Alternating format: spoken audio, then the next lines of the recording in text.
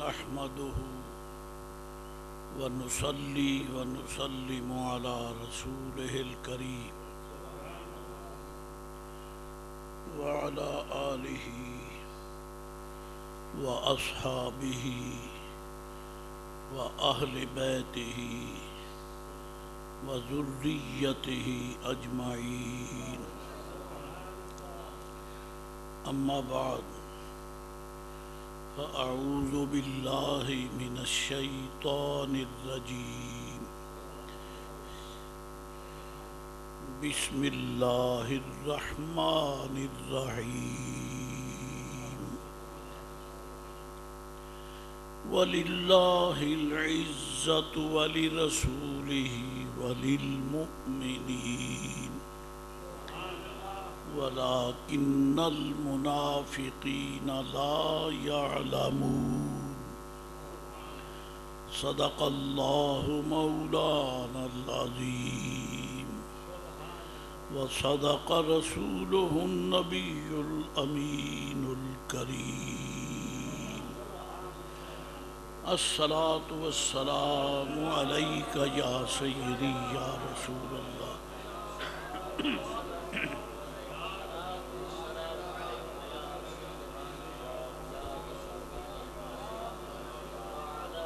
الصلاة والسلام عليك وعلى آلك وأصحابك يا حبيب الله.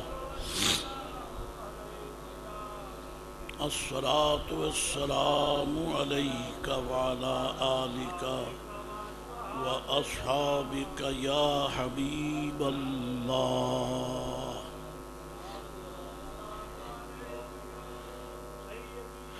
ملفوظات والی بغداد غوث سمدانی محبوب سبحانی شاہ باز لامکانی حضرت الشیخ السید السند ابو محمد سید عبدالقادر جیلانی رضی اللہ تعالی عنہ آپ کے ملفوظات جلیلہ میں حضرت کے باقی ارشادات کے ساتھ ساتھ آپ کا یہ ارشاد بھی ہے. فرماتے ہیں کہ ملاک الدین البرع و ہلاکہ الطمع. آپ کا وعظ شریف ہو رہا ہے.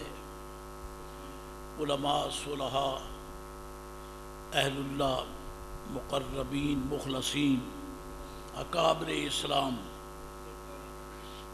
طلبہ نہیں بلکہ اس دور کی مخلوق کے مطلوب اولیاء بیٹھے ہیں. قدرت نے آپ کو قبولیت کی وہ مرکزیت عطا فرمائی کہ اولیاء اللہ قصداً آپ سے فیض حاصل کرنے کے لیے تشریف لاتے حاضر ہوتے اور برکات حاصل کرتے. آپ نے فرمایا ملاک الدین الفرع کہ دین کی اصل دین کی بنیاد دین کا سب سے بڑا سہارا الورع پارسائی ہے. پارسائی ایک ہے اجتناب احتراز، ایک ہے الورع. دونوں میں فرق ہے. اجتناب اور احتراز اس کا معنی ہے پرہیز کرنا. پرہیز کرنا اور پرہیز کرنے میں کبھی کبھی انسان پہلے کبھی اس شے کو استعمال کر چکا ہے، پھر کسی حکیم حاذق نے کہہ دیا کہ بھائی پرہیز کرو، یہ شے استعمال کے قابل نہیں ہے۔ فقیر بھی اس ماحول اور معاشرے میں شامل ہے، آپ بھی شامل ہیں کہ جب کسی بھی طبیب سے معالجت کرائی جائے، علاج کرایا جائے، تو مریض پر کئی ایسی چیزوں کی پرہیز کی پابندی لگا دیتے ہیں جو پہلے وہ استعمال کرتا رہا ہے، کیونکہ مسلمان طبیب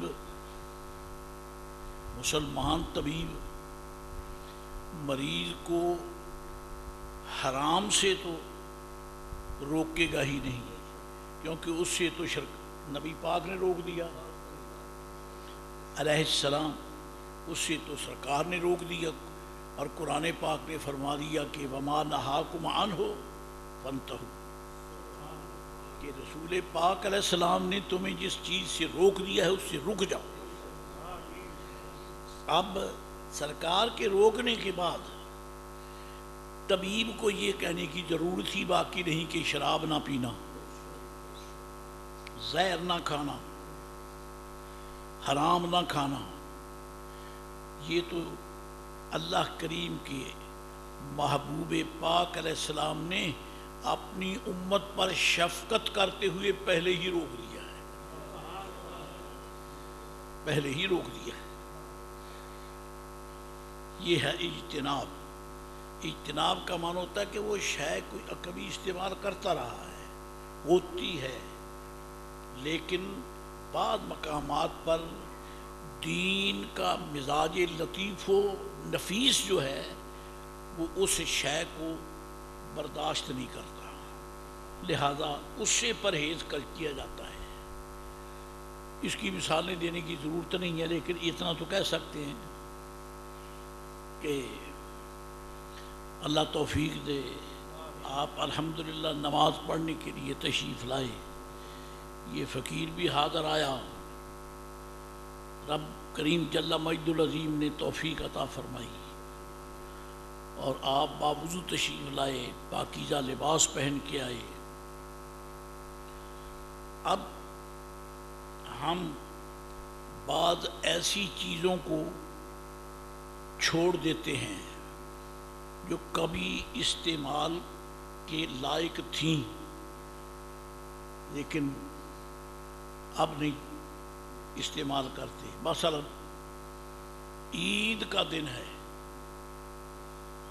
تو یہ بھی عید کا دن، لیکن عید الفطر کا دن ہے، تو شارع علیہ السلام نے ارشاد فرمایا کہ عید پڑھنے کے لیے آنے سے پہلے کچھ کھا کے آؤ۔ کچھ سے مراد پکوڑے نہیں، میٹھی شے یعنی کھجوریں کھا کے آؤ، میٹھی شے کھا کے آؤ۔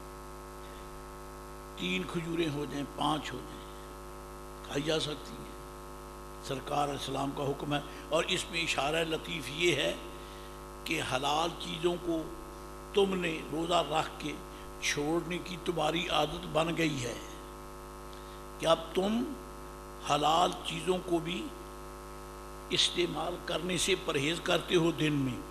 اب بھی دن چڑھا ہوا ہے، لیکن اب یہ شوال المکرم کا پہلا دن ہے، یہ رمضان المبارک کا نہیں ہے۔ اس لیے حضور نے فرمایا اب خالی پیٹ نہیں آؤ، تاکہ ان دنوں میں اور اس دن میں فرق ہو جائے، زیادہ کچھ کھا لو۔ لیکن اگر یہی عید الاضحیٰ کی شکل میں آئے تو پھر میرے آقا فرماتے ہیں کہ اب ایسا کرو، اب نماز عید الاضحیٰ پڑھ کر فارغ ہو کر جاؤ اور قربانی کا گوشت استعمال کرو۔ لیکن یہ ناجائز اور حرام کا سوال نہیں ہے، مستحب ہے، بلکہ سنت ہے۔ اب آپ نے چھوڑ لیا، پرہیز کر لی، تو پہلے جو آپ کھا لیتے ہیں، لیکن اب رمضان یہ عید الاضحیٰ ہے، اس واسطے آپ پہلے نہیں کھاتے، عید پڑھ کے جا کے کھاتے ہیں۔ ایک ہے ورع، ورع کا معنی ہے پارسائی۔ پارسائی کا مطلب یہ ہے اب شے حلال ہے، آپ نے اس سے پرہیز کی شرع شریف کے مزاج لطیف کا احترام کرتے ہوئے، لیکن ایک ہے ورع۔ ورع یہ ہے کہ جس شے کو شریعت کا مزاج لطیف پسند نہیں کرتا اس کی طرف تمہارے دل کی توجہ ہی نہ ہو، یہ باریکی ہے۔ اور غوث پاک فرماتے ہیں یہ تو جائز چیزوں سے پارسائی پرہیز ہے، تو پھر حرام سے پرہیز کتنی اہم ہوگی۔ اس لیے اگر دین کو بنیادی طور پر اپنے قلب میں راسخ کرنا چاہتے ہو تو ناروا چیزوں کی طلب کا دل میں خیال بھی نہیں آنا چاہیے۔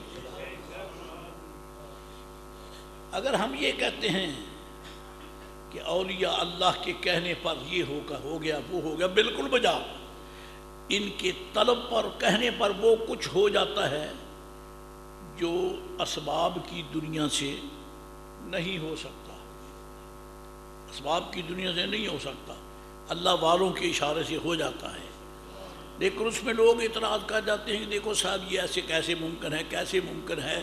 ان بیوقوفوں کو اتنا پتہ نہیں ہے کہ یہ لوگ اتنے مضبوط ہیں دین اسلام میں کہ مزاج اسلام کے خلاف کریں گے تو کیا ان کے دل میں تصور بھی نہیں آ سکتا کہ میں یہ کروں،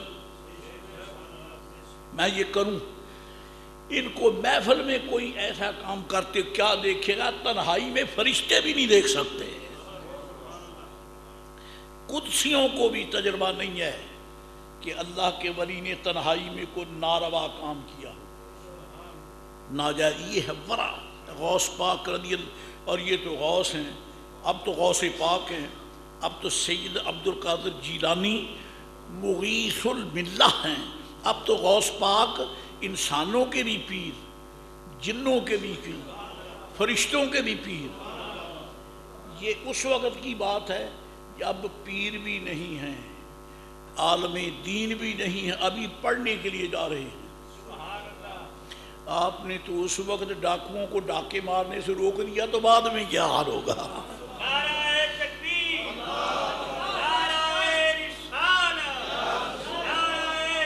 یعنی ابھی آپ جا رہے ہیں اور قدرت نے سید زادے کا سامنا ہی ڈاکوؤں سے کر دیا، آپ سامنے گئے اور وہ بھی آگے مشہور واقعہ ہے، بیان کرنے میں میرے ایمان کی تازگی ہے۔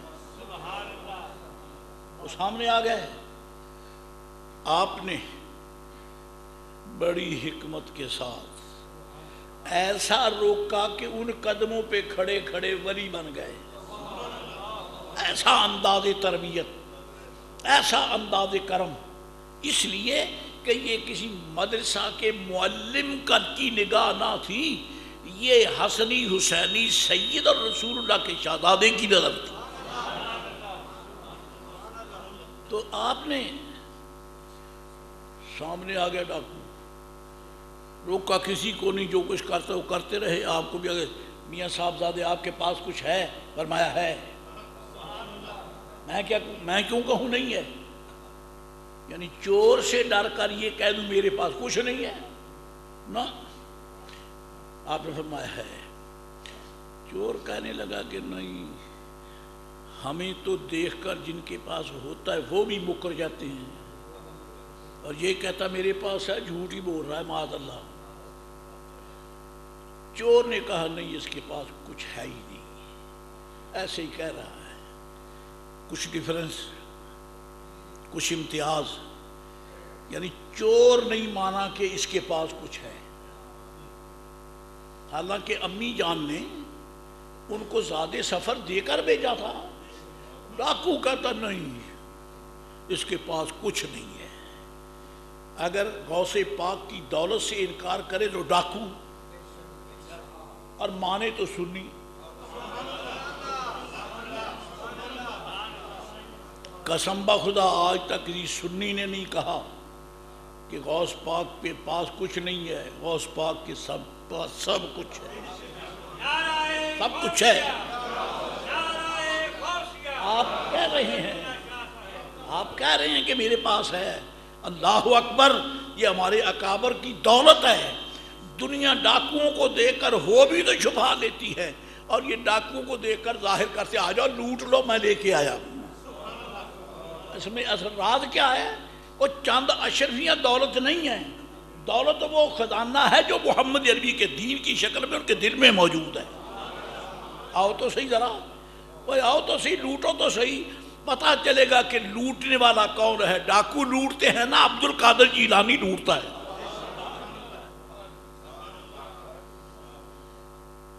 یہ لوٹیں، ڈاکو لوٹیں تو سب کچھ لوٹ کے لے جاتے ہیں، بدل کچھ ہے ہی نہیں۔ مسافر بیچارہ بے یار و مددگار رہ جاتا ہے۔ اور اگر غوث پاک لوٹ لیں تو ان کی دنیاوی دولت لوٹ کر رسول اللہ کی محبت، پیار اور دین ان میں بھر دیتے ہیں۔ بے وقوفو، یہ دولت ہے حاصل کرنے کی، وہ نہیں جو تم حاصل کر رہے ہو، دولت یہ ہے۔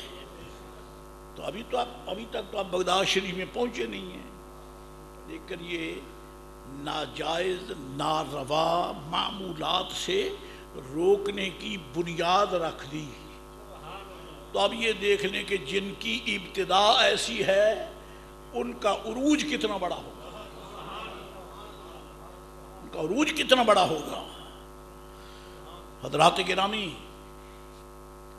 حضور امام اہل سنت اعلیٰ حضرت فاضل بریلی امام احمد رضا رحمہ اللہ، آپ ایک برات کے ساتھ تشریف لے گئے۔ جاتے نہیں تھے، بادشاہوں کے پاس بھی نہیں جاتے تھے، بادشاہوں کے پاس بھی نہیں جاتے تھے۔ کسی نے آ کے کہہ دیا حضرت جی بادشاہ نیک ہے، ظالم نہیں ہے اچھا، اگر آپ اس کی منقبت میں قصیدہ لکھ دیں تو مدرسے کے لیے چندہ کافی مل جائے گا، مدرسے کے لیے چندہ بڑا ملے گا۔ اب بادشاہ مسلمان بھی ہے، سنی مسلمان ہے، ظالم بھی نہیں ہے، عقیدت مند ہے، آپ کا عقیدت مند ہے، بس تھوڑی سی منقبت صحیح سے جو وہ بیان کر دیں۔ فرمایا کروں مدح اہل دول رضا، پڑے اس بلا میں میری بلا، کروں مدح اہل دول رضا، پڑے اس بلا میں میری بلا، میں گدا ہوں اپنے کریم کا، میرا دین پارائے نہ نہیں، جی میں گدا ہوں اپنے کریم کا، میرا دین پارائے نہ نہیں۔ نعرہ تکبیر، نعرہ رسالہ۔ برات کیسی تھی؟ برات آپ کے مرید تھے جبل پور کے عظیم عالم ربانی، جبل پور کے حضرت مولانا عبد السلام جبل پوری رحمۃ اللہ تعالی علیہ، جن کو آپ نے عید الاسلام کا لقب دیا تھا، عید الاسلام۔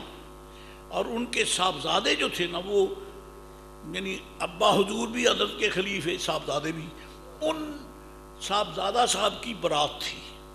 اور جبل پور میں، ہندوستان میں جبل پور ہی ایک ایسا شہر تھا جس میں اعلیٰ حضرت ان کی انتہائی طلب پر تشریف لے گئے، ورنہ آستان پاک سے نکلنا جانا آپ کے لیے ممکن نہیں ہوتا تھا۔ تو آپ برات کے ساتھ گئے، کیونکہ بہت بڑے عالم دین، اور بیٹا جو دولہا ہے وہ بھی عظیم عالم دین۔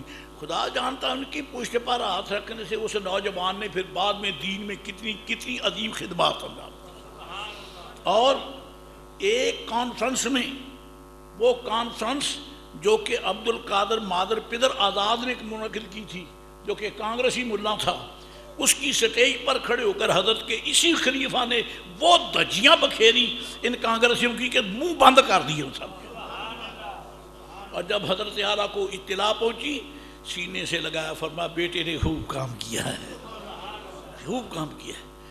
تو آپ تشریف لے گئے، اور جہاں برات جانا تھی وہ بھی امام الصوفیہ تھے، حضرت شاہ فضل الرحمن گنج مراد آبادی رحمت اللہ علیہ، صوفی منش مگر مزاج میں کچھ گرمی اور کچھ جذب کی کیفیت ہوتی تھی۔ اعلیٰ حضرت سرکار ان کے ہاں اپنے مرید کو لے کر گئے برات۔ مختصر یہ کہ فارغ ہو کے واپس آئے، اسٹیشن ذرا فاصلے پر تھا، جہاں سے ریل ملتی تھی اور کوئی رستہ تھا نہیں آنے کا، اور چلتے ہوئے پہنچتے ہوئے شام پڑ گئی راستے میں، کیونکہ ابھی سفر تھا، اور پتہ تب چلا کہ رات کے دھندلکے میں ڈاکو سامنے آ گئے، ڈاکو آ گئے۔ لوگوں نے کہا کہ حضرت جنگل ویسے خطرناک ہے، تو اب تو یہ سامنے وہ ہیں، اور پھر برات، پھر دلہن، پھر یعنی یہ زیورات، اور دلہن اور دولہا ویسے بھی قوم کی عزت ہوتے ہیں، یہ تو مسئلہ ہے۔ فرمایا الحمدللہ آج فقیر غوث پاک کی سنت ادا کرے گا، سنت ادا کرے گا۔ آپ نے درات کو روک دیا، فرمایا رک جاؤ، آگے بڑھے، آگے بڑھے، السلام علیکم ورحمۃ اللہ۔ وہ حیران رہ گئے، ڈاکوؤں کو سلام کون کہتا ہے؟ اور قسم کھا کے کہتا ہوں کہ یہ سنت فقیر نے بھی تھوڑی سی ادا کی ہے۔ لوٹنے والا یعنی موٹر کے گیٹ پہ کھڑا ہے، مجھے دیکھ رہا ہے، میں نے کہا السلام علیکم ورحمۃ اللہ وبرکاتہ۔ میں سمجھا پولیس مین ہے، کوئی چیکنگ کر رہا ہے، یہ جو ناکے لگے ہوتے ہیں، مجھے کیا معلوم کہ یہ کون ہے۔ پھر میں نے کہا السلام علیکم ورحمۃ اللہ، وہ پھر دیکھ رہا ہے۔ آخر تیسری مرتبہ اسے سلام کا جواب دینا ہی پڑا، اور جب حضور کی سنت پہ عمل ہو گیا تو بیڑا پار ہو گیا۔ قسم بخدا جانے کتنوں کو لوٹا، لیکن میرے سامنے کھڑا کر کے حضرت، اب اپنی داستان آتی ہے درمیان میں تو چھپا لیتا ہوں، بیان ہی نہیں کرتا، لیکن تحدیث نعمت کے طور پر کہ حضور کی سنت کا اگر خدا کرے ذوق ہو نا، تو میرے آقا تاجدار مدینہ کی رحمت لمبا ہاتھ کر کے غلاموں کو بچا لیتی ہے۔ میرا بیگ پچھلی سیٹ پہ پڑا ہوا، اس نے نکال لیا، میں سمجھتا تھا کہ یہ چیک کر رہا ہے کہ شاید اس میں پسٹل وغیرہ ہو۔ میں نے اس کو کہا کہ ذرا خوب کھنگال کے دیکھو، اور آپ کو پتہ ہے کہ جب واز کر کے نکلے ہم تو ہمارے بیگ خالی تو نہیں ہوتے۔ جب غوث پاک کا ذکر کیا ہو، فرید پاک کا ذکر کیا ہو، تو ہمیں غوث پاک کے نام کی خیرات تو ملتی ہے۔ اس نے خوب اس کو کھنگالا، مجھے نہیں معلوم کہ یہ، میں سمجھتا تھا کہ یہ پسٹل دور ہے۔ میں نے خود کہا بھائی میرے پاس ٹارچ نہیں، اگر ہے تو ٹارچ مار کے دیکھ لو، کوئی اگر کچھ دکھ۔ پتہ تب چلا، مجھے کہنے لگا شاہ صاحب آپ اپنا بیگ سنبھال لیں۔ میں نے قسم بخدا 1 روپیہ بھی نہیں لیا۔ اب مجھے پتہ چلا کہ یہ تو دوسرا ہے جی۔ میں صرف کہنا یہ چاہتا ہوں کہ اچھوں کی نسبت کا اگر احترام ہو جائے تو خدا جانتا برکت ہو جاتی ہے، ورنہ ہم کس کام کے ہیں۔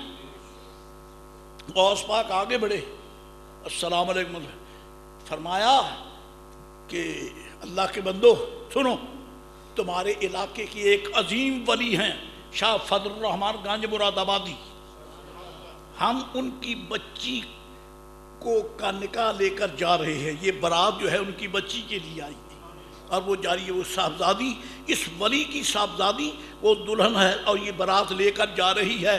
اب کہو شرم کرو گے ولی کی کہ نہیں کرو گے؟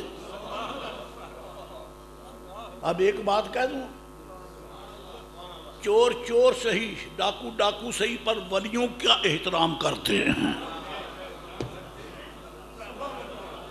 ملا احترام نہیں کرتا، خدا اس کو غرق کرے۔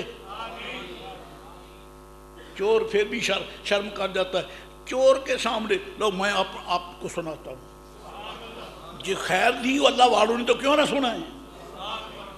ایک علاقے سے جلسہ کر کے میں واپس ہوا تو خوب رات کا دھندلکا ہو گیا، تو وہ عرس پاک تھا، وہ پیر صاحب سے اللہ ان کو گری کے رحم کرے، فقی اعظم بصیر پوری رحمۃ اللہ علیہ کے شاگردوں میں سے تھے، میرے بڑے دوست تھے، بڑے محبت والے تھے۔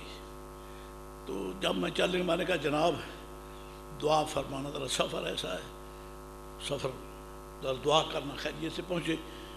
میں نے کہنے لگے جناب یہ تھوڑا بہتا کتے خطرہ ہوئے نا تے 3 باری غوث پاک نو سد مار لیو، خیر نہیں ہو جانی ہے کتے۔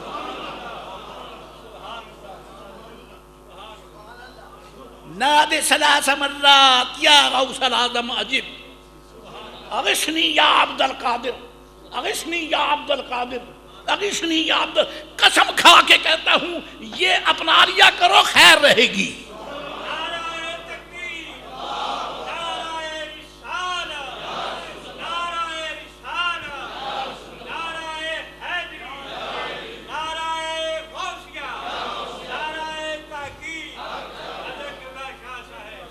امام اہل سنت فرماتے بھائی عظیم ولی ہیں، ان کی صاحبزادیہ کو حیا کرو، ان کی بچیاں تمہاری بھی ہیں اور یہ ولی کی بچی ہے،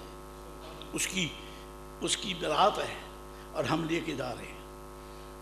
فرماتے قسم بخدا کھڑے کھڑے انہوں نے میرے ہاتھ پہ توبہ کی، حضرت جی ہمیں توبہ کر، غلطی ہو گئی۔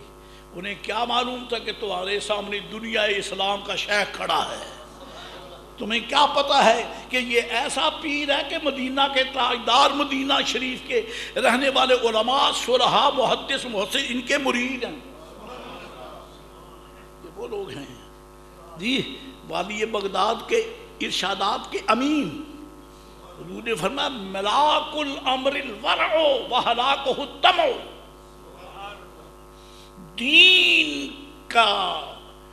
دین کی اصل اور جڑ یہ ورع ہے، پارسائی ہے، یعنی حرام سے بچنا ہی نہیں بلکہ حرام سے اتنی نفرت کرو کہ دل میں کبھی اس کی طرف توجہ آنے کا وقت ہی نہ ہو۔ ایسے بچو جیسے گندگی سے بچتے ہو، ایسے بچو، یہ ورع ہے، ملاک الدین الورع، اور ہلاکہ طمع، اور دین کی ہلاکت طمع کرنے میں ہے۔ طمع یہ ہوتی ہے یہ بھی کھینچ لوں، یہ بھی کھینچ لوں، یہ بھی کھینچ لوں، یہ طمع ہے۔ طمع نہ کرو، طمع نہ کرو، کیوں؟ جو لکھا ہے وہ ملے گا۔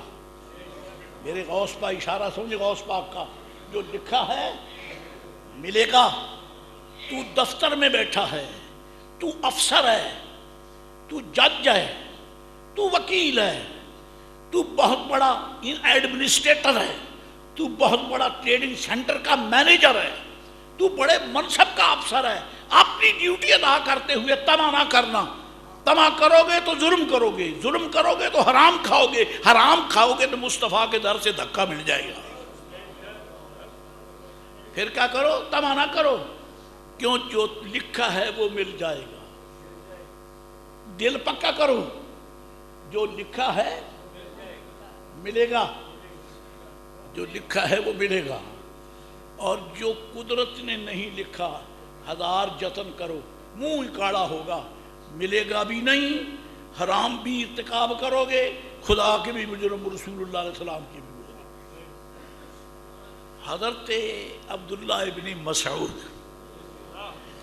رضی اللہ تعالی عنہ صحابی رسول، میرے صحابی نہیں، میرے آقا علیہ السلام کے نالین کفج بردار، جب میرے آقا محفل میں بیٹھتے تو نالین شریفین کو یہ سنبھالا کرتے، اور لکھا ہے کتابوں میں کہ نالین شریفین کیسے سنبھالتے، یعنی ان کو جوڑ کر، یہ نہیں کہ وہاں رکھ دیا ادھر رکھ دیا، نہیں، یہ انوکھا ہی خادم تھا۔ اس کے 2 پیس ہوتے ہیں نا جوتے کے، 2، ایک دائیں پاؤں میں دوسرے میں، تو سرکار کے نالین کو اٹھا لیتے، ادھر رکھنے کی بجائے ایک اس آستین میں، دوسرا اس آستین میں، انوکھا ہی ہے، انوکھا ہی خادم، دیکھا کبھی نہیں، میرے آقا علیہ السلام نے بھی نہیں روکا. اور اللہ کے بندے کیا کرتا ہے, میں تو زمین پہ چلتا ہوں, زمین پہ نجاست بھی ہوتی ہے, تلوے میں نجاست بھی ہو سکتی ہے, تو یہاں ادھر رکھتا ہے, تو مسجد میں بیٹھا نماز پڑھتا ہے, ایک ادھر ایک ادھر. معلوم ہوتا ہے محبوب کا نالین پر ناپاک ہوتا ہی نہیں ہے. ان کے قدمے میں کوئی نجاست ہے ہی نہیں. جہاں قدم رکھ دے وہاں پاکیزگی پاکیزگی.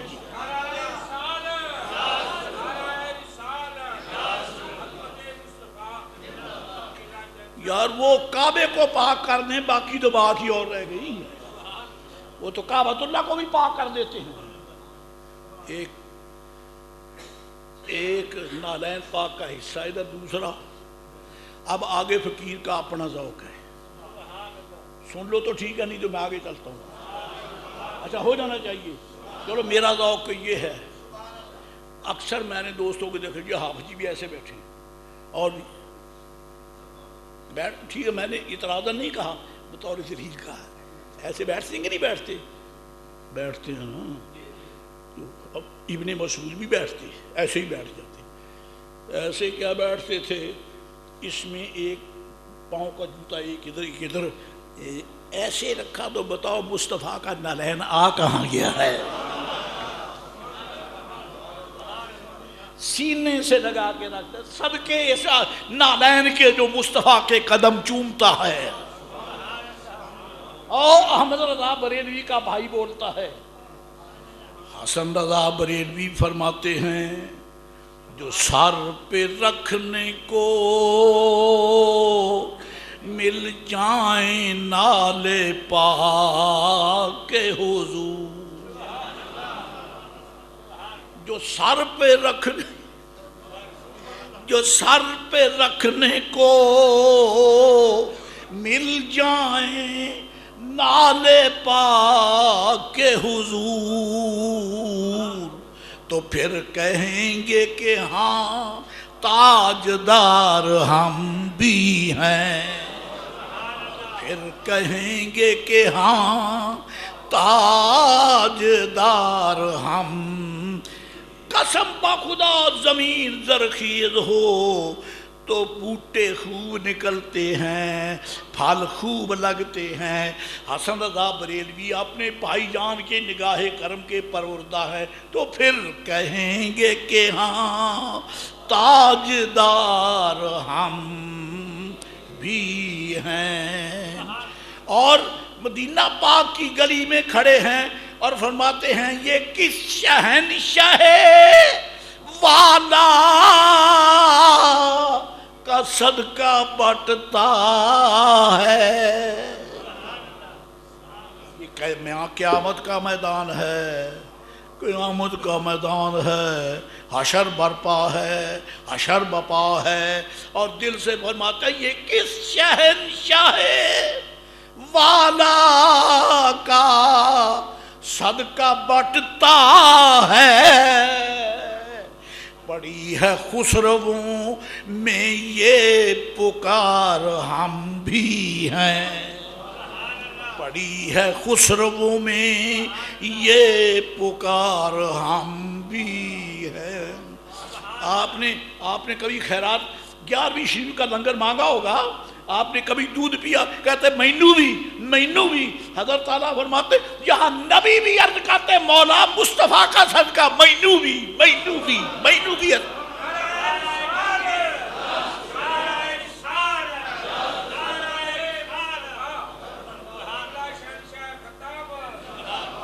یہ کس شہنشاہ والا کا صدقہ بٹتا.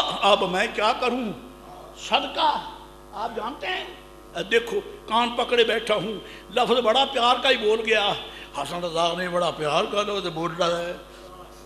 اب ماں صدقہ دیتی ہے میرے بچے کو نظر نہ لگ جائے, ماں صدقہ دیتی ہے بیٹے کو نظر نہ لگ جائے. محبوب پاک رب مصطفیٰ کے صدقے میں کائنات کی جوریاں بھرے گا, کسی بے ایمان کافر کی نظر بھی نہ لگے.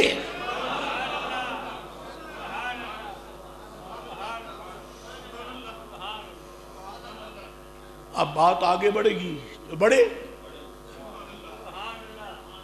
مسئلہ یہی ہے کہ اگر چاہتی ہے ماں کہ بیٹے کو نظر نہ لگے تو وہ فرمایا کہ تھوڑا سا یہاں ماتھے پر یا اس کے رخسار پر کاڑا نشان لگا دو۔ آپ نے دیکھا ہوگا نیا مکان بنا تو اس پہ ہانڈی لٹکا دیتے ہیں، یہ بری نہیں ہے، صحیح ہے، یہ درست ہے۔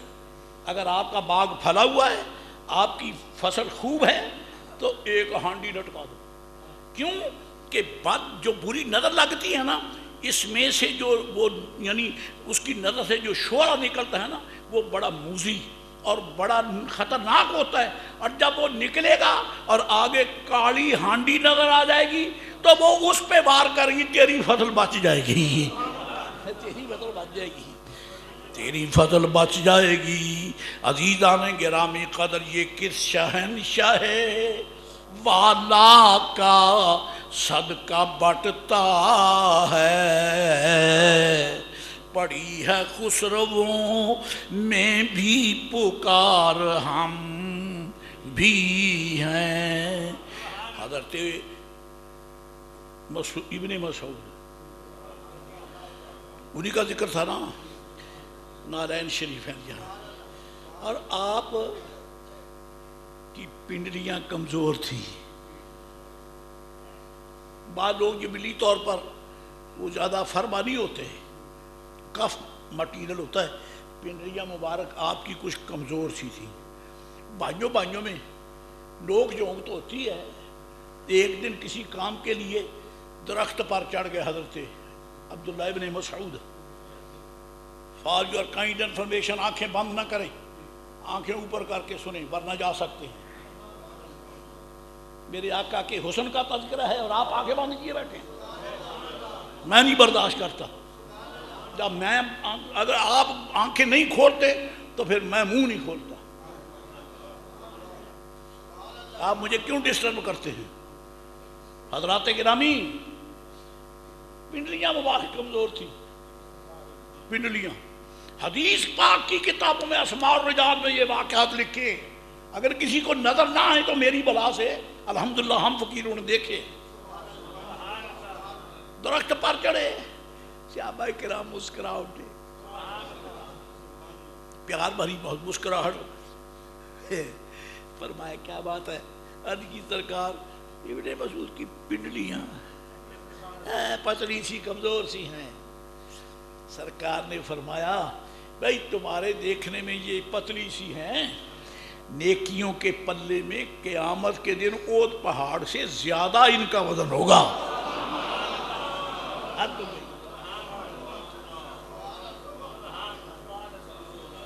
شہنشاہ کونین کی گدائی کی ہے کہ کسی دنیا کے تھوڑے پونجیے سے مانگا تو نہیں ہے نا، شہنشاہ کونین سے، جن کے لیے رب فرماتا ہے وَأَمَّا السَّائِلَ فَلَا تَنْهَرْ، یا رسول اللہ علیہ السلام، کوئی سوالی بھی آ جائے اس کو جھڑکنا نہیں ہے، پلے کچھ ہے تو تبھی رب نے فرما دیا ہے کہ احد پہاڑ سے زیادہ وزنی ہے۔ اور سن لو، یہ صرف ایک ابن مسعود نہیں ہے، میرے آقا علیہ السلام نے سارے صحابہ کرام کے لیے فرمایا، جمیع صحابہ کرام کے لیے، جو نماز پڑھ کر صحابی نہیں ہوئے، حج کر کے صحابی نہیں ہوئے، جہاد کر کے صحابی نہیں ہوئے، مصطفیٰ کو پیار سے دیکھ کر صحابی ہوئے۔ نمازیں بعد میں، حج بعد میں، زکوٰۃ بعد میں، عمرہ بعد میں، تقویٰ بعد میں، مصطفیٰ کی زیارت پہلے۔ صلوات اللہ، حضور کو دیکھنا کوئی معمولی بات ہے؟ کیا بات کہی حسن رضا بریلوی رضی اللہ تعالیٰ عنہ نے۔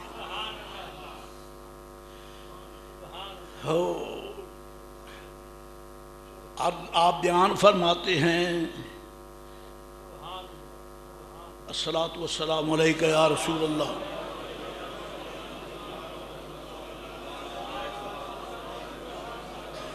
الصلاۃ والسلام علیک یا سیدی یا رسول اللہ۔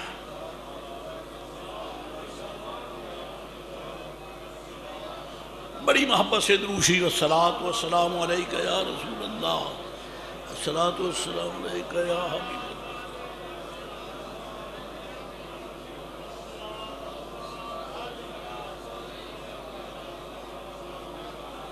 کہا کرتے ہیں اللہ اللہ، کہا کرتے ہیں اللہ اللہ، دیکھنے والے کہا کرتے ہیں اللہ اللہ،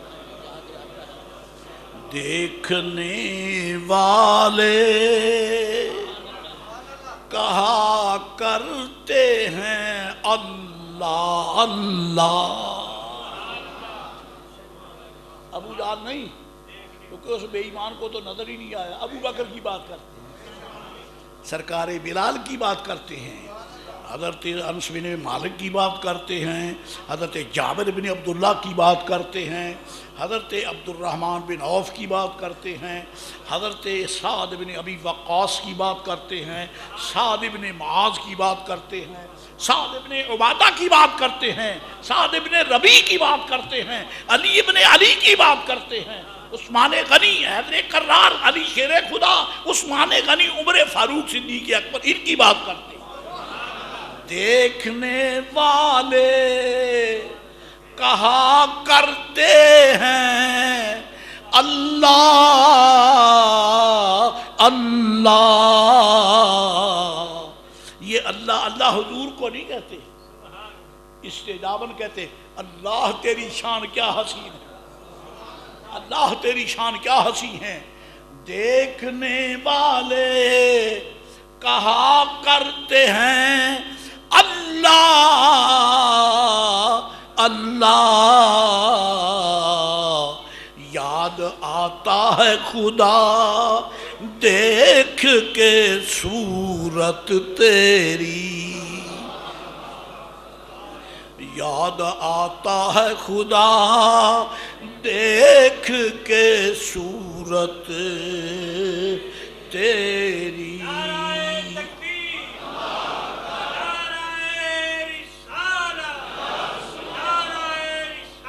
تیرے انداز یا رسول اللہ علیہ السلام، تیرے انداز یہ کہتے ہیں کہ خالق کو تیرے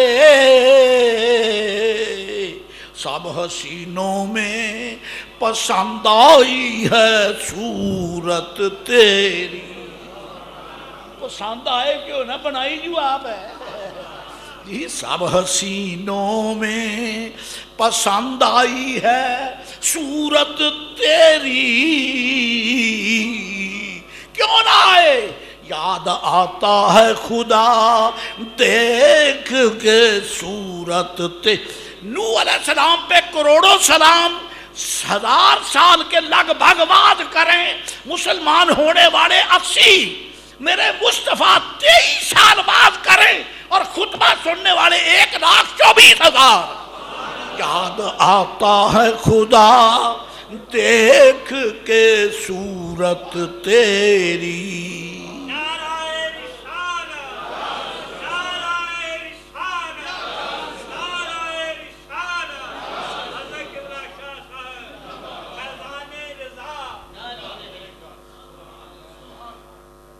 سبحان۔ اب مسئلہ درمیان میں ایک اور بھی آ گیا، بخاری شریف کا ہے، براء ابن عازب، براء ابن عازب کہو رضی اللہ تعالی عنہ۔ آپ سے کسی نے مسئلہ پوچھ لیا، اچھا پہلے آپ مجھے مسئلہ بتائیں پھر میں بتاؤں گا، کیوں سارے مسئلے بتانے کا میں نے ٹھیکہ نہیں لیا، آپ بھی بتائیں۔ فرمائیں نماز ظہر جب آپ پڑھتے ہیں تو قرات اونچی کرتے ہیں یا آہستہ؟ امام صاحب آہستہ پڑھتے ہیں، شکر ہے، مجھے بھی یہی معلوم تھا، آپ نے میری معلومات کی تصدیق کر دی، جزاکم اللہ۔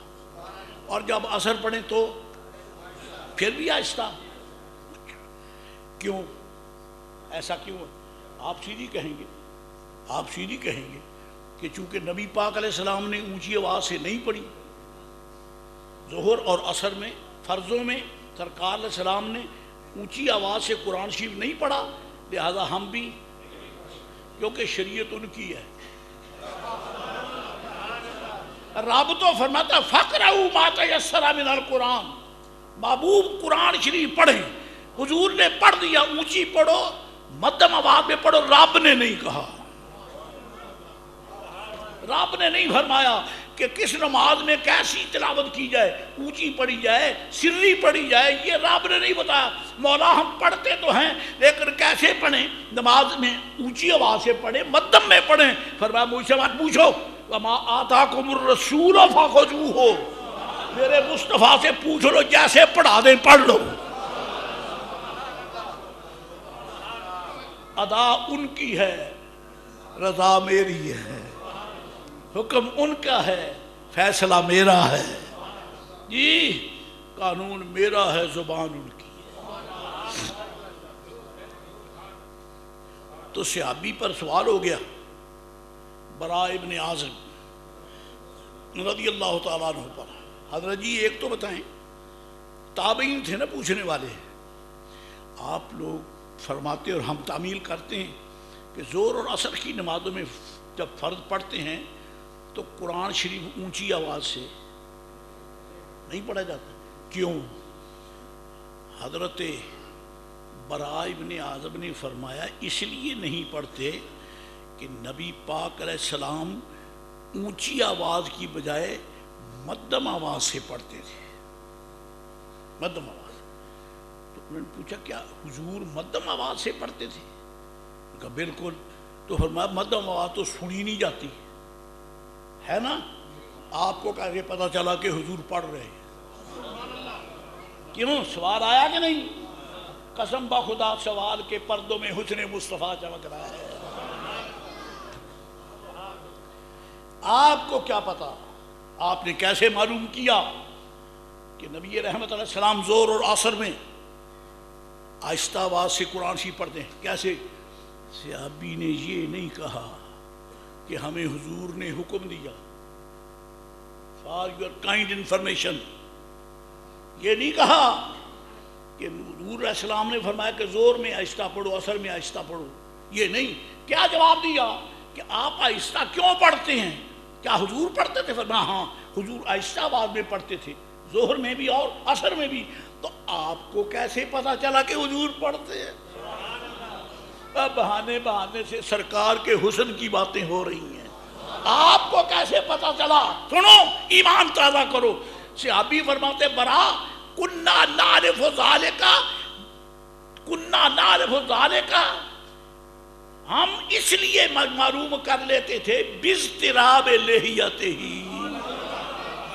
باضطراب لحیتہ، ہم دیکھتے کہ نماز میں ریش مبارک ہل رہی ہے۔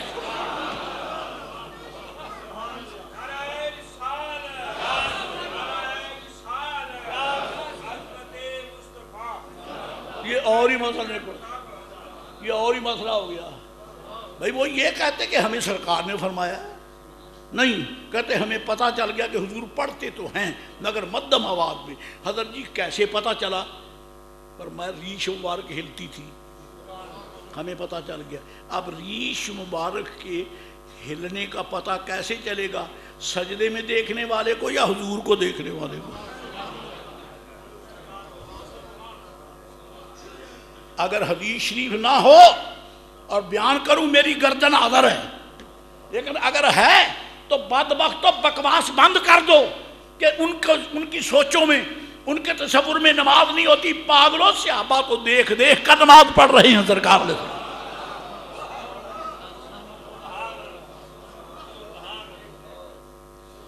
باضطراب لحیتہ۔ اب میں اپنے ذوق کی تعمیل، آپ کہاں نظر رکھتے ہیں؟ سجدے میں، قیام میں، جب آپ کھڑے ہوتے قیام میں، کیونکہ تلاوت قیام میں ہوتی ہے نا، حضور کھڑے ہو کے تلاوت فرماتے ہیں اور صحابہ کرام بھی پیچھے کھڑے ہیں، دیکھتے کہاں؟ سجدے میں۔ اور میرے آقا علیہ السلام کے غلاموں، یہ آپ توجہ کریں کہ جب سجدے میں آپ دیکھیں گے پتہ چلے گا مصلی کا امام صاحب وہ کیا کر رہا ہے، پتہ چلے گا۔ آپ تو صحیح جگہ کو دیکھتے ہیں، امام کی حرکت کو آپ کو کیا پتا؟ نہیں پتہ لا سکتا۔ 1 2 3 جب تک کہ سجدہ گاہ سے نظر چھوڑ کر، چلو چپ کر جاتے حضرت براء کہتے کہ ہمیں بھی نہیں پتا تھا، جب سلام پھیرا فارغ ہو کر ہم نے پوچھا کہ حضور آپ قرآن شریف پڑھتے ہیں؟ تو حضور نے فرمایا ہاں پڑھتا ہوں۔ یہ تو کوئی بات تھی؟ تو فرماتے ہیں ہم نے اتنا صبر نہیں کیا کہ سلام پھیرے تو پوچھ لیں گے، نا ڈائریکٹ نقد نماز میں کھڑے ہو کر حضور کو دیکھا۔ اصل نماز ہے یہی، روح نماز ہے یہی، اصل نماز ہے یہی، روح نماز ہے یہی۔ آقا میری نظر میں تیری نظر میں میں رہوں، میری نظر میں تو رہے۔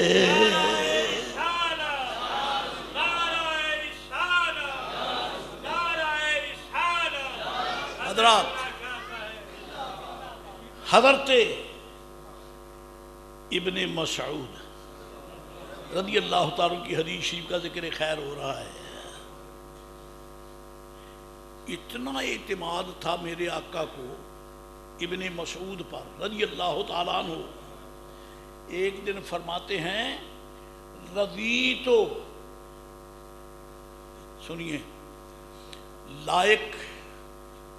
لائق بیٹا ماں باپ کے فیصلے پر اعتبار کرتا ہے۔ میں گھٹیا مقام پہ اتر کر بات کروں تو مجھے تکلیف ہوتی ہے، لیکن معاشرے کی اصلاح کے لیے اگر یہ لفظ کہہ دوں تو حرج بھی نہیں۔ پہلے جب اچھا دور ہوتا تھا تو بیٹے بیٹیاں ماں باپ کے فیصلے کے سامنے سر جھکا دیتے تھے۔ ایسا تھا یا نہیں تھا؟ کیونکہ جب کالج نہ تھے، جہاں مخلوط تعلیم اور یعنی اجنبی چھوکر، اجنبیات، اجنبی لڑکیاں شیک ہینڈ کرتی، ایسا گندا ماحول نہیں تھا جی۔ بیٹیاں گھروں میں اماں اور باپ کے سائے میں، اور جب اللہ تعالیٰ کے کرم سے رخصتی ہوتی تو اپنے شوہر کے غیرت مند سائے میں، ٹھیک ہے۔ اور جب ان کو غسل دیا جاتا ان کے موت کے بعد تو پردے کے سائے میں، اور جب ان کو قبر میں دفن کیا جاتا تو قبر کے ارد گرد پردہ کھڑا کر کے، اور جب انہیں دفن کیا جاتا تو رسول اللہ کی رحمت کے سائے میں۔ سیدہ جیدہ طیبہ طاہرہ خاتون جنت رضی اللہ تعالیٰ عنہا نے علی شیر خدا سے وصیت کی کہ حضرت میں آپ سے درخواست کرتی ہوں، میری ایک وصیت ہے۔ مولا کائنات نے فرمایا کیا وصیت ہے؟ فرمایا میں جب بھی فوت ہوں، حکم تو یہ ہے نا کہ جنازے میں بقدر موزونیت، میت کو دفن کرنے میں بقدر موزونیت جلدی کرنی چاہیے۔ وہ آ جائے، ادھر سے آ جائے، لاہور سے آ جائے، پشاور سے آ جائے، کراچی سے آ جائے، اوورسیز سے آ جائے، یہ نہیں، اتنی دیر نہ کرو، کیونکہ میرے آقا فرماتے ہیں اگر یہ نیک ہے تو اس کے لیے قبر تمہارے گھر سے بہتر ہے۔ موقع سبحان اللہ کا ہے۔ غیب کی خبر دینے والے محبوب علیہ السلام نے فرمایا اگر یہ نیک ہے تو اس کی قبر اس کے تمہارے گھر میں، ماں باپ کے گھر میں، شوہر کے گھر میں رہنے سے قبر بہتر ہے۔ اب کیوں؟ اس لیے کہ گھر میں ماں باپ ہے، قبر میں مصطفیٰ ہیں، اس لیے حضور علیہ السلام کون اچھی ہوگی، کس لیے اچھی نہ ہوگی؟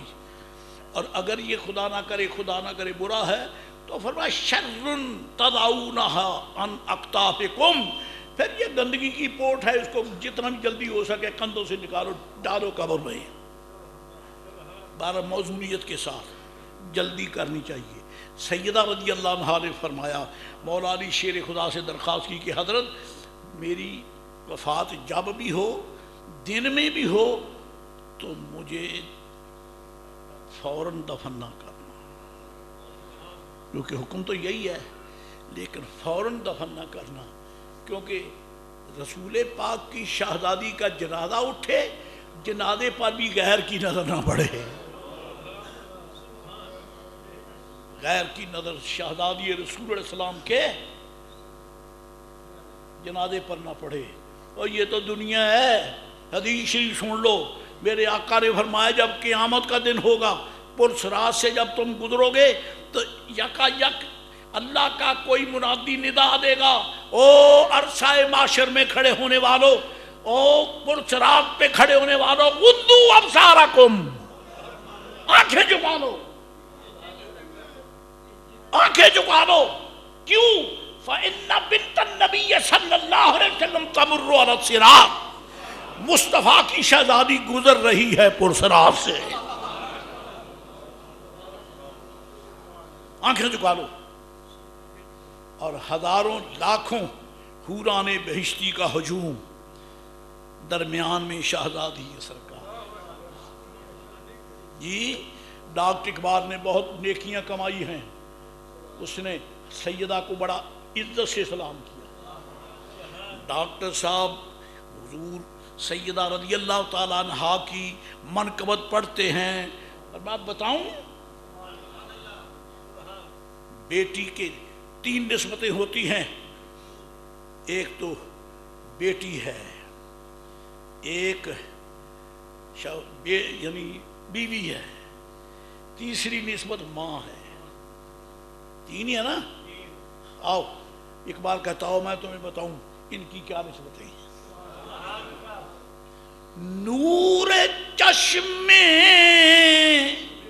رحمت للعالمین، نور چشم رحمت للعالمین،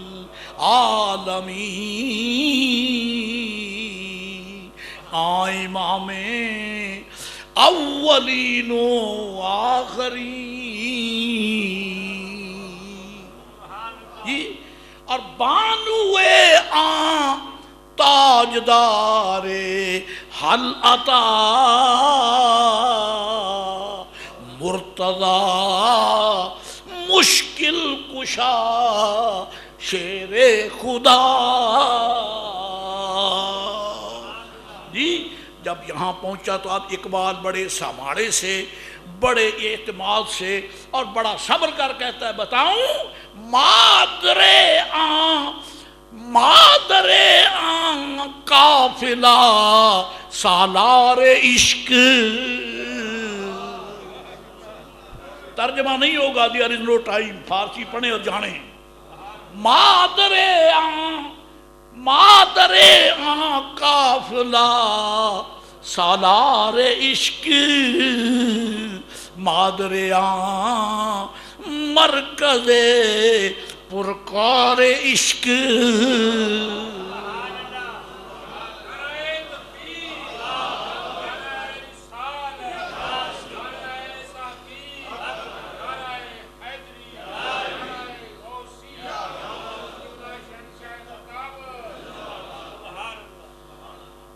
بہت خوب بات کی ہے اقبال نے تو جتن لگایا ہے، اے کاش کہ قوم کے نوجوانوں، بچوں، بچیوں، بیٹوں، بیٹیوں پر اس کا اثر مثبت آئے ہے، لیکن کیسے آئے؟ دکھ کی بات ہے قوم نے تو اب بیٹیوں کے ہاتھ میں بلہ اور یہ ہاکی پکڑا دی ہے۔ قوم کی بیٹیاں بلے اور گیند گیم ہو رہی ہے، یہ گرلز کی گیم ہو رہی ہے۔ اخبارات میں فوٹو آتے ہیں اور ذہن میں بجھی ہوئی آنکھیں سب کو دیکھتی ہیں نہیں دیکھتی ہیں، ڈوب کے مر جاؤ۔ جو چیزیں گھر میں رکھنے کی تھی وہ تم نے میدان میں تماشا گاہ بنا دی ہے۔ کیا رسول اللہ علیہ السلام کے دور کا یہی تقاضا تھا؟ سیدہ کیا فرماتی ہیں علی شیر خدا سے، میرا جنازہ رات کو اٹھائیں، دن کو نہ اٹھائیں تاکہ غیر کی نظر نہ پڑے، جنازے پر ہی صحیح رات کو اٹھائیں، اور اٹھائیں بھی اس طرح کہ پردہ ہو۔ ایک صحابیہ رضی اللہ تعالیٰ عنہ وہ ہجرت کر کے حبشہ چلی گئی تھی دین ایمان بچانے کے لیے. وہ آئیں واپس تو حضرت سیدہ نے ان سے فرمایا کہ آپ نے اس ملک میں کوئی باتیں کوئی رواج دیکھا؟ انہوں نے کہا جناب ایک میں نے دیکھا ہے کہ جب کسی عزت والی خاتون کا جنازہ اٹھتا تھا نا تو اس کی چار پائی پہ چھڑیاں باندھ کر ان کے اوپر کپڑا باندھ کر لٹکایا جاتا تھا تاکہ شریف زادی کے جسم کا حجم بھی نظر نہ آئے. اور آج میں یہ دیکھتا ہوں کہ جنازے کی چار پائی ہے اس کے ارد گرد جنگلہ تو ہوتا ہے لیکن پردہ نہیں ہے. کیوں پردہ ہمارے نزدیک کوئی اہمیت نہیں رکھتا. معاذ اللہ بہن بیٹیوں بچیوں کے جنازے کے اوپر پردہ ہونا چاہیے. اگر جنگلہ نہیں ہے تو چھڑیاں لگا کے کھڑی کر کے ان کے اوپر سے کپڑا دو, اس نیت سے ودا کرو بیٹی تیرا پردہ ہم نے رکھا, آگے خدا رکھے تیرے پردے. تیرا پردہ باپ نے رکھا, بیٹے نے رکھا, بھائی نے رکھا, شوہر نے رکھا, قیامت تک اللہ تیرے پردے سلامت رکھے. بیٹیوں کو بازار میں گھمانے والوں کس منہ سے, کیا تماشا ہے؟ مجھے یہ جواب دیں. جب بچی بہن بیٹی کا جنازہ ہو جاتا ہے تو منہ دیکھا جاتا ہے کہ نہیں؟ منہ دیکھتے ہیں کہ نہیں؟ میت کا منہ دیکھتے ہیں, کیوں نہیں دیکھتے؟ میت کا منہ دیکھتے ہیں, لیکن اگر عورت ہو تو پھر نہیں دیکھتے. نہ یہ وہی تو عورت ہے جو بازار میں گھومتی تھی. میں دکھ کی رات چھیڑ رہا ہوں, دکھ مجھے بھی ہے, آپ سے زیادہ دکھ مجھے ہے. آپ کی بیٹیاں میری بیٹیاں ہیں, آپ کی بچیاں میری بچیاں ہیں. ہم لٹ گئے, مر گئے, بحیثیت مسلمان ہمارے پلے کچھ نہیں رہا. اس باپ کو ڈوب کے مرنا چاہیے جس کی بیٹی بے پردہ گھوم رہی ہے. اے کاش وہ بھائی مر گئے ہوتے جن کی بہنیں بازار میں گھومتی ہیں. اے کاش کہ وہ شوہر ڈوب کے مر گیا ہوتا جس کی بیوی بازار میں گھومتی ہے. یہ کوئی عزت ہے؟ یہ کوئی شرافت ہے؟ یہ کوئی مسلمان ہونے کا طریقہ دکھاؤ؟ نہیں. کہتے ہیں جل اٹھا دو بھائی, میت یعنی عورت کی میت ہے, اس واسطے سارے چلے جاتے, کوئی منہ دیکھنے کا تقاضا کرتا ہی نہیں. کرتا ہے جس کو مرنے کے بعد نہیں دیکھ سکتے, بازار میں گھومتے دیکھ سکتے ہیں. کچھ تو خدا کا خوف کرو, کچھ تو غیرت کرو, کچھ تو غیرت کرو. اب دیکھو اب میں کیا درد رہوں آپ کے سامنے. سڑکوں پہ چیکنگ کرنے والی زنانہ پولیس, اس باپ سے پوچھو تو ڈوب کے مر جائے, غیرت خبیث, تیرے پلے غیرت ہے؟ تیری بیٹی سڑک پہ کھڑے ہو کے غیروں کو چیک کرتی ہے. یہ شرم ہے؟ یہ کلچر کتے یہودیوں کا ہے جو رسول اللہ کے منگتوں نے اپنا لیا ہے. اگر کتا مردار کھائے تو کیا ہمیں بھی کھانا چاہیے؟ اگر گدھا روڑی کھائے تو ہمیں بھی کھانی چاہیے؟ نہیں. بلبل مرتی مر جائے کبھی مردار پہ نہیں جائے گی. مسلمان مر جائے کبھی رسول اللہ کی گستاخی نہیں کرے گا, حضور کے حسن کے خلاف نہیں چلے گا.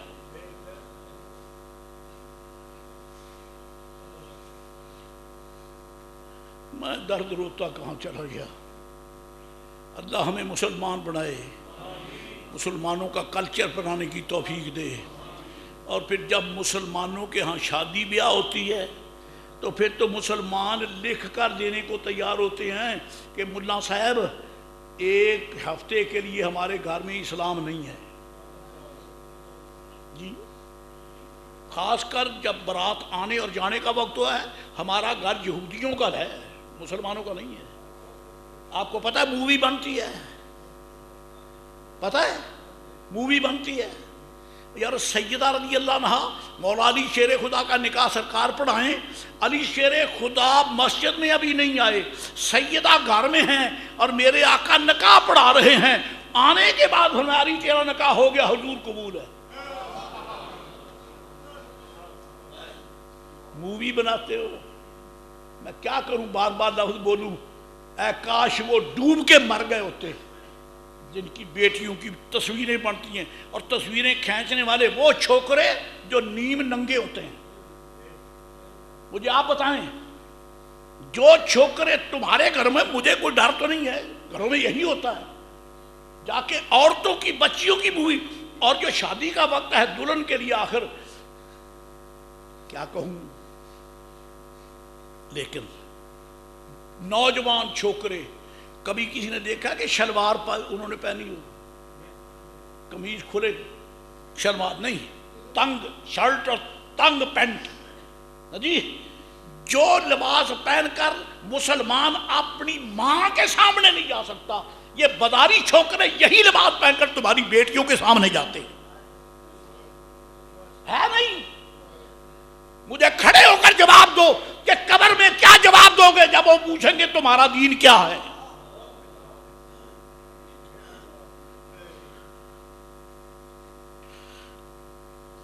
میرے پاس کچھ کہنے کے لیے وقت نہیں، خدا را ہوش کرو، بہت ہو گئی، اللہ تعالیٰ کے غضب کو دعوت نہ دو۔ حضرت ابن مسعود رضی اللہ تعالیٰ عنہ، میرے آقا فرماتے ہیں، رضیت لامتی ما راضی ابن ام عبدن، میرے آقا فرماتے ہیں مجھے اپنی امت کے بارے میں ہر وہ فیصلہ پسند ہے جو ابن مسعود کر دے۔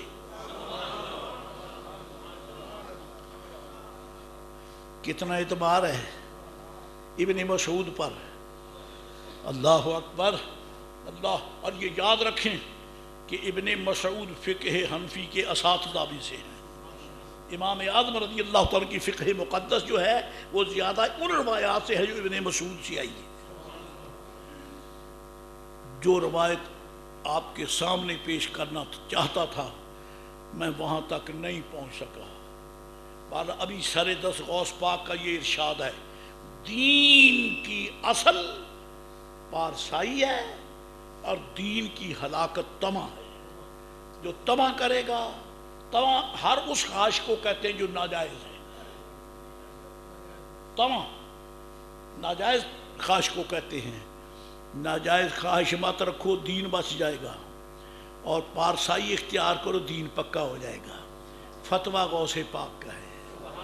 اللہ تعالی ہمیں عمل کی توفیق عطا فرمائے۔